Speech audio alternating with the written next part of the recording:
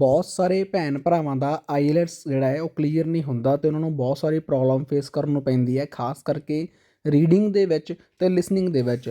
Writing ਅਤੇ speaking ਤਾਂ ਉਹ ਔਖੇ ਸੌਖੇ ਕਰ ਹੀ ਲੈਂਦੇ ਆ, ਪਰ ਜੇਕਰ ਆਪਾਂ ਗੱਲ ਕਰਦੇ ਹਾਂ ਰੀਡਿੰਗ ਦੀ ਅਤੇ ਲਿਸਨਿੰਗ ਦੀ, ਤੁਸੀਂ ਸਕਰੀਨ ਦੇ ਉੱਪਰ ਰਿਜ਼ਲਟ ਦੇਖ ਸਕਦੇ ਹੋ ਸਟੂਡੈਂਟ ਦਾ। ਲੈਫਟ ਐਂਡ ਰਾਈਟ ਤੁਸੀਂ ਸਾਡਾ ਇੰਸਟਾਗ੍ਰਾਮ ਪੇਜ ਵੀ ਦੇਖ ਸਕਦੇ ਹੋ, ਜਿਸ ਦੇ ਉੱਤੇ ਅਸੀਂ ਕੈਨੇਡਾ ਦੀ ਹਰ ਇੱਕ ਅਪਡੇਟ ਅਪਲੋਡ ਕਰਦੇ ਹਾਂ ਅਤੇ ਪਲੱਸ ਸਟੂਡੈਂਟ ਦਾ ਰਿਜ਼ਲਟ ਵੀ ਸ਼ੇਅਰ ਕਰਦੇ ਹਾਂ। ਜਿੰਨੇ ਵੀ ਸਟੂਡੈਂਟ ਸਾਡੇ ਕੋਲੋਂ ਪ੍ਰੈਡਿਕਸ਼ਨ ਅਤੇ ਉਸ ਦੀ PDF ਲੈਂਦੇ ਆ, ਜੇਕਰ ਕਿਸੇ ਵੀ ਸਟੂਡੈਂਟ ਨੂੰ ਲਿਸਨਿੰਗ, ਰੀਡਿੰਗ, ਰਾਈਟਿੰਗ ਅਤੇ ਸਪੀਕਿੰਗ ਦੇ ਵਿੱਚ ਪ੍ਰੋਬਲਮ ਆਉਂਦੀ ਹੈ, ਤੁਹਾਨੂੰ ਪ੍ਰੈਡਿਕਸ਼ਨ ਅਤੇ ਉਸ ਦੀ PDF ਚਾਹੀਦੀ ਹੈ, ਘਰੇ ਬੈਠ ਕੇ ਤੁਸੀਂ ਤਿਆਰੀ ਕਰ ਸਕਦੇ ਹੋ within 15 to 20 days.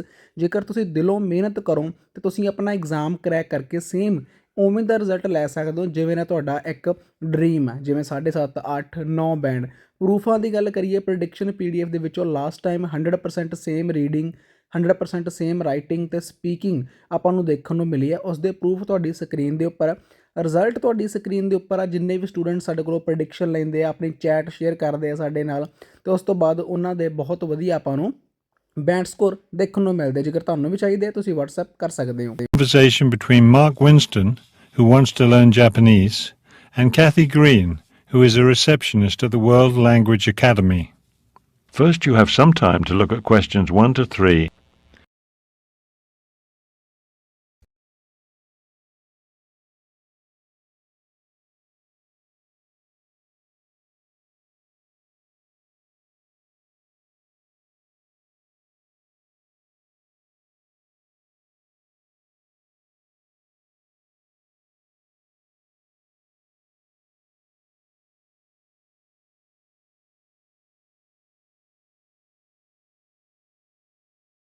You will see that there is an example which has been done for you. On this occasion only, the conversation relating to this will be played first. Good morning. May I help you? Yes, I'm Mark Winston, and Oh, excuse me, Mr. Winston. World Language Academy. This is Kathy Green. May I help you? No, this is a private language school, not a travel agency. No problem at all. Goodbye. I'm sorry, Mr. Winston. Now may I help you? Yes, I hope you can. I'd like to sign up now for a Japanese class next week. The man says he'd like to sign up now, which means register today for a language class. The number 2 has been written in the blank. You should answer the questions as you listen, because you will not hear the recording a second time. Listen carefully and answer questions 1 to 3. Good morning. May I help you? Yes, I'm Mark Winston, and Oh, excuse me, Mr. Winston. World Language Academy. This is Kathy Green. May I help you? No, this is a private language school, not a travel agency. No problem at all. Goodbye. I'm sorry, Mr. Winston. Now may I help you? yes, I hope you can. I'd like to sign up now for a Japanese class next week. Classes start next week, and we have lots of Japanese classes to choose from. Have you studied Japanese before? No, I haven't. I'm a beginner. I'm planning to visit Japan next summer, so I want to learn a bit of the language. That's great. Japan is a wonderful place to visit. I spent a month in Tokyo last year, actually, and I even climbed Mount Fujiyama. Really? That's too much activity for me. I'm just planning to visit Tokyo. I think I'll find plenty to do there. You certainly will. All right, then, let me tell you a bit about our classes. They're all taught by native speakers, and they're all specialists in their field. You can choose a Japanese for tourists class, Japanese for business travelers, or Japanese for university students. You're not studying at a university, are you? No, I graduated a few years ago. Well, then the tourist class is probably best for you. Yes, I think you're right. I just want to learn enough to order food in restaurants and go shopping and things like that. When does the Japanese for tourist class begin? Let's see. We have a class for beginners that starts next week. I think there are still a few spaces left. You're in luck. We have 15 students enrolled, and there's room for 3 more. Before you hear the rest of the conversation, you have some time to look at questions 4 to 10.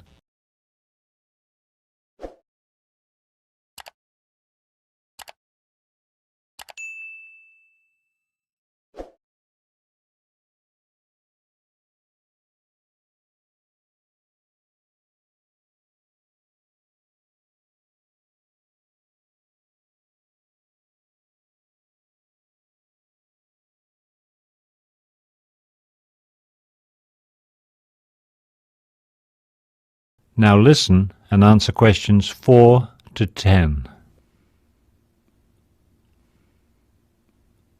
When does that class meet? Every Monday, Wednesday, and Thursday from 5:30 until 7:30. That's a bit early for me. I work until 6. Don't you have a class that starts later in the evening? No, not for beginners. Let's see. We have an afternoon class on Monday, Wednesday, and Thursday from 1 to 3. Oh, but that's an intermediate class. What about mornings? We have a beginner's class that meets 5 days a week, Monday through Friday from 9 a.m. until 10 a.m. Could you do that? No, I work all day.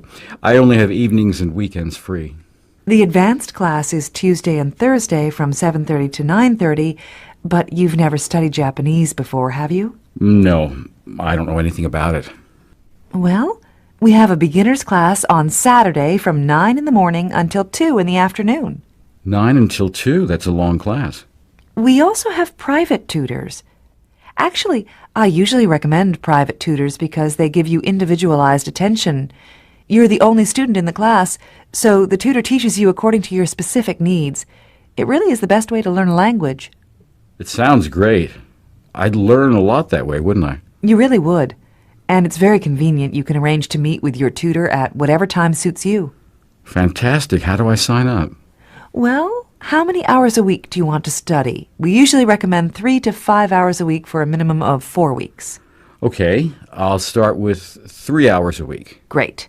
You can send us a check to cover the first week of classes, or you can pay now by credit card. 3 hours of private classes comes out to $300, plus a $25 registration fee. $300? That's $100 a class. And it's certainly worth it. You'll be studying with a native speaker of Japanese, and all our tutors are professionally trained in the latest teaching methods. You'll be getting the best instruction money can buy. But $100 a class, that's over $1,000 for a month of classes. I'm sorry, but I just can't do that. Then take the Saturday class.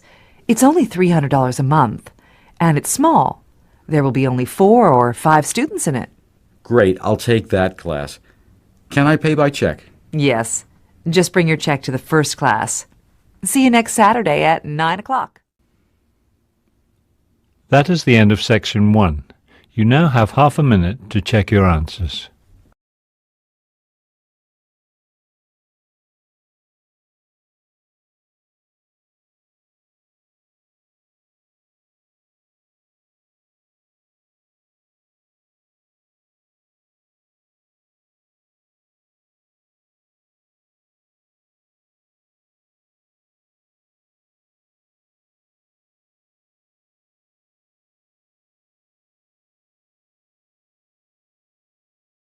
Now turn to section 2. Section 2. You will hear a guided tour of an old mansion. First, you have some time to look at questions 11 to 13.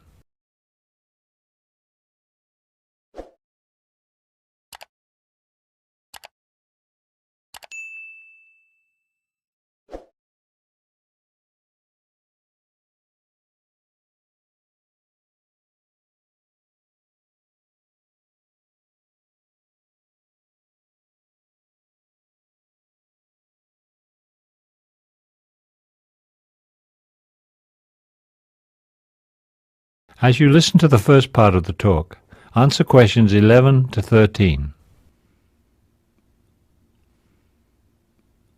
Good afternoon. My name is Barbara Wilson, and I will be your guide for today's tour of Sumner Mansion. As a reminder, before we begin, we ask that you not take photographs inside the building, and please turn off your cell phones during the tour. Also, we request that you refrain from eating as well as drinking inside the mansion. Refreshments will be available at the end of the tour in the cafe next to the garden. Before you hear the rest of the tour, you have some time to look at questions 14 to 20.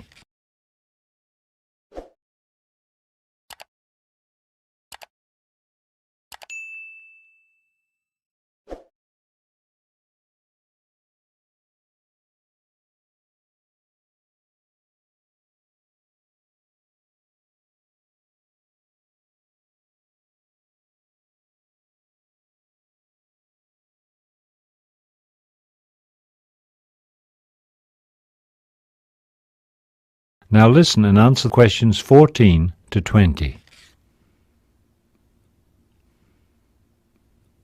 Now to begin, here we are at the main entrance. You will notice the elaborate Italian frieze installed by the original owner when the mansion was built in 1810. To the left of the entrance is the main living room. This was used by the Sumner family for entertaining guests, particularly for their tea parties. They were famous for the tea parties that they gave in this room. Here on display you can see the elegant chinaware they used for their parties. There are several sets of china imported from abroad. Let's go over to the other side now. This room to the right of the main entrance is the dining room. Of course, the family meals were served here, but the most interesting thing about this room is the art. The Sumners collected a lot of art, and some of the finest pieces of their art collection are displayed in this room. On that wall opposite, you can see a large painting of a garden. Mr. Sumner bought that on a trip to China in 1825. You will also notice several smaller pieces of Chinese art, as well as some portraits of the family. Behind the mansion are the famous Sumner Gardens. Right now you can see a spectacular display of roses. The tea roses are especially nice, and there are many other varieties of roses as well. The guided tour will not continue into the garden. You can enjoy it on your own. Don't forget to stop in at the cafe before you go home for some tasty hot or cold tea and pastries. You enter it through the garden, but it's just behind the living room. There is also a small display there of kitchen tools used in the original mansion kitchen, which I am sure you will enjoy viewing. If you feel disoriented after walking around the gardens, don't worry. Remember that the parking area is just beyond the cafe, so it's a short walk back to your car. Also, please remember that the grounds close at 5 p.m., as we are still on our spring schedule. If you come back next week, the summer schedule will have started and will be open a full 10 hours a day from 10 in the morning until 8 in the evening. Thank you for visiting, and come back anytime. We're open 7 days a week. That is the end of section 2. You now have half a minute to check your answers.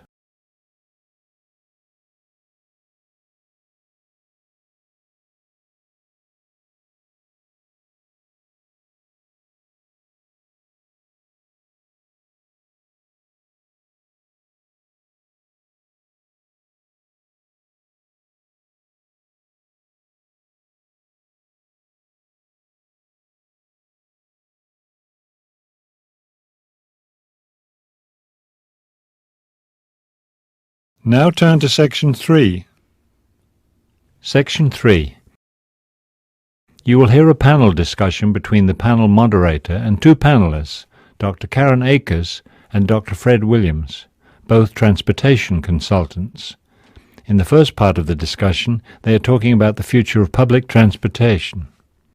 First, you will have some time to look at questions 21 to 26.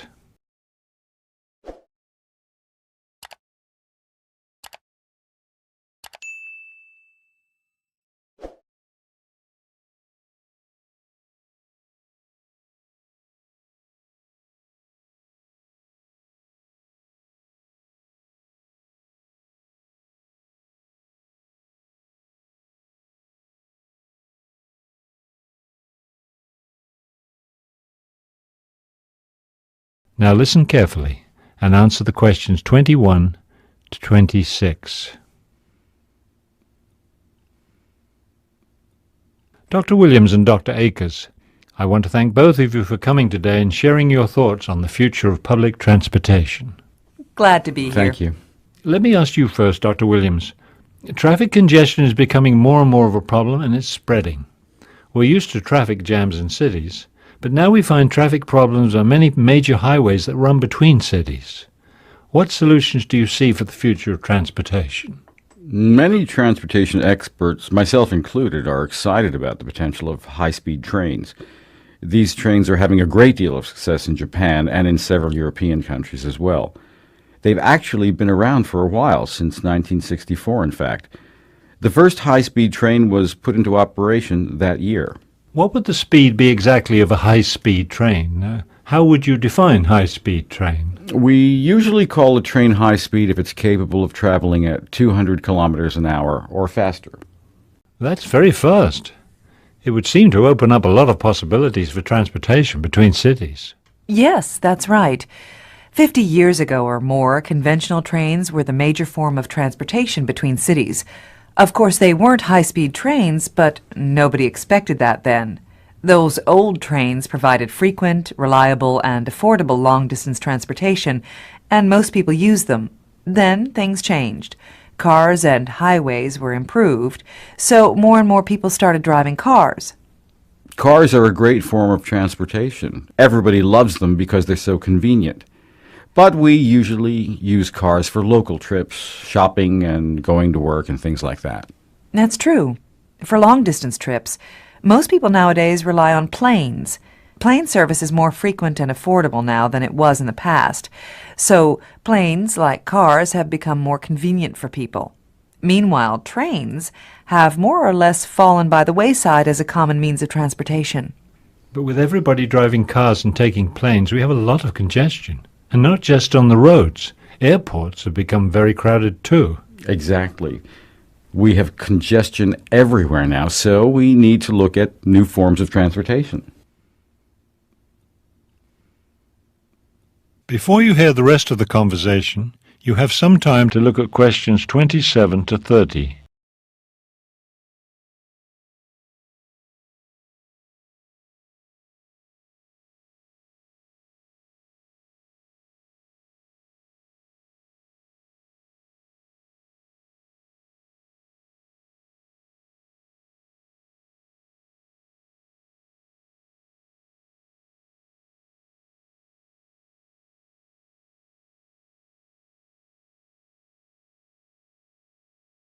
Now listen and answer questions 27 to 30. And that's where high-speed trains come in. They offer several advantages over both cars and planes. When you take everything into consideration, getting to the train station, boarding the train, and all that, a high-speed train gets you to your destination just about as quickly as a car. So speed isn't really an advantage. Cost isn't always either. Depending on how many people are traveling with you, a train trip could be more expensive than a car trip. But a train trip is much more relaxing than a car trip. You can read, sleep, eat, whatever, while the train carries you to your destination. And of course, you're never delayed by traffic jams. To my mind, these are great advantages. Yes, I can really see the advantage of the train over the car. But what about planes? Planes are much faster than cars, so that's a big plus for planes. Not necessarily. For trips shorter than 650 kilometers, high-speed trains can actually be faster. Checking in at the airport and going through security takes a long time. You don't have that kind of delay with a train. Also, trains can carry more passengers than planes. They can also offer more frequent service. So for your medium-distance trips, they really are faster than planes. That is the end of section 3. You now have half a minute to check your answers.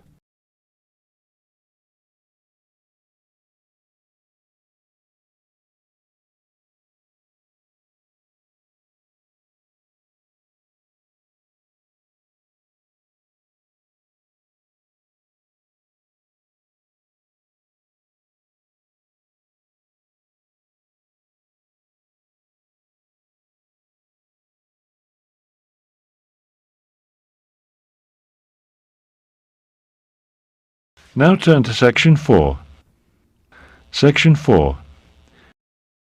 You will hear a lecture on Albert Einstein. First, you have some time to look at questions 31 to 40.